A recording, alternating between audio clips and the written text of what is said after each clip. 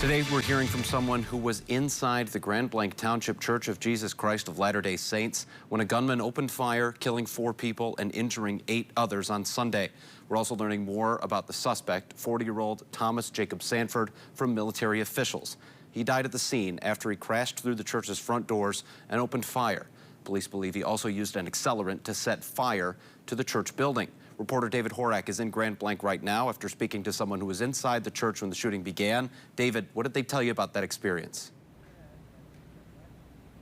Yeah, good afternoon, Duncan. We're also getting a better look at the sanctuary, what's left of it after the smoke is cleared away from it and that time has passed. This is what's left of it. We're about 500 feet away from the sanctuary, as close as we can safely get to the scene. You can see crews taking stock of what is left of the building, which is half of its height. In fact, the flagpole, for reference, is about half the height of what the sanctuary was full standing, including the steeple that was on top.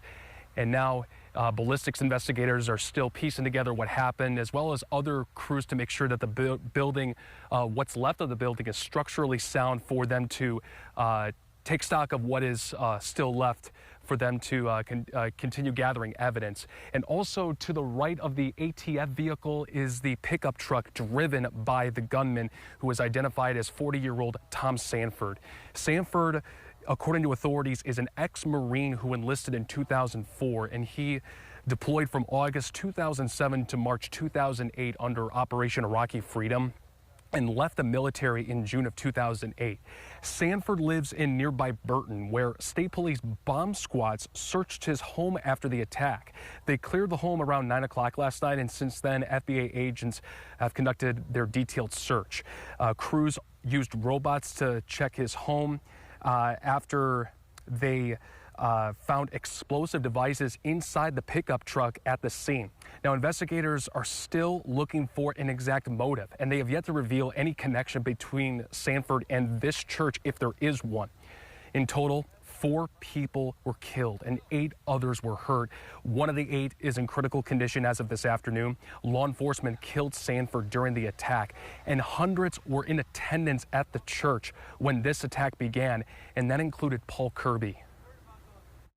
Several people automatically thought they were in danger, but some of us didn't, and that's when I went out into the park, or went out to the front of the building, and that's when I saw the shooter start aiming at people and starting to shoot. That's when I turned around and started running for the door. It was the scariest I've ever been in my life. It wasn't the shooter trying to shoot me. It was, is my family okay?